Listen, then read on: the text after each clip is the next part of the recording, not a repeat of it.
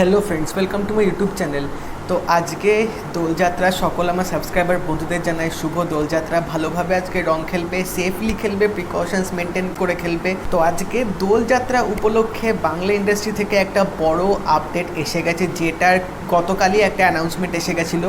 তো দেবের upcoming movie গোলন্দাজের আজকে কিন্তু অফিসিয়াল পোস্টার রিলিজ হয়ে গেছে উইথ রিলিজ অ্যানাউন্স ডেট। তো এই পোস্টারটা কিন্তু দেখেই বোঝা যাচ্ছে যে একটা কিন্তু দারুণভাবে রাজকীয়ভাবে কামব্যাক করতে চলেছে দেব টলিউড ইন্ডাস্ট্রিতে, এবং পোস্টারটা দেখেই বোঝা যাচ্ছে একটা ভালো পিরিয়ডিক ড্রামা কিন্তু আমরা পেতে চলেছি টলিউড ইন্ডাস্ট্রিতে। এবং যেহেতু ফিল্মটা ডিরেক্টর ধ্রুব ব্যানার্জি, তো আশা করা যেতেই পারে যে ফিল্মটা যথেষ্ট ভালো হবে এবং একটা আইকনিক স্টার উপরে বেস্ট করে ফিল্মটা বানানো হয়েছে।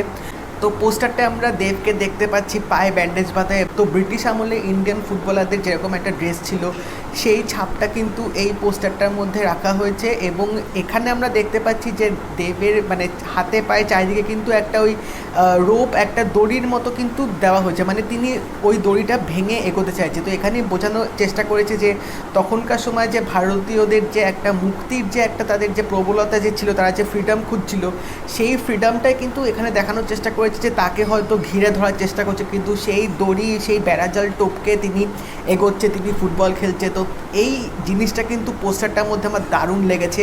এবং ওভারঅল দেবের যে মেকআপ, দেবের যে লুক অ্যান্ড ফিলটা যেটা দিয়েছে, সেটা কিন্তু দেখেই রেট্রো একটা ভাব অবশ্যই আসছে, এবং সেটা কিন্তু বেশ মানানসই হয়েছে।